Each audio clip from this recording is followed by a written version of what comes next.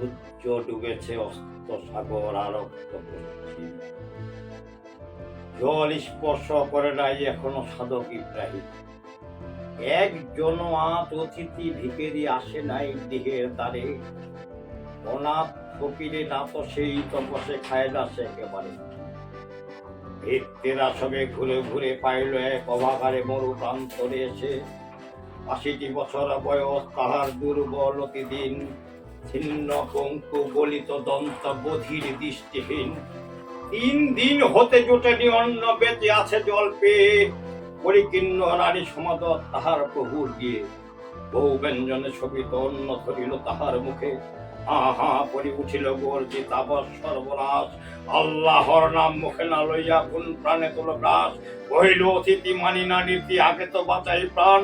অগ্নিরে পুঁজি মানিব না মোর আর কোন ভগবান, গাইবি হইতে উঠিল ধ্বনিকে মোরে করিলি হায়।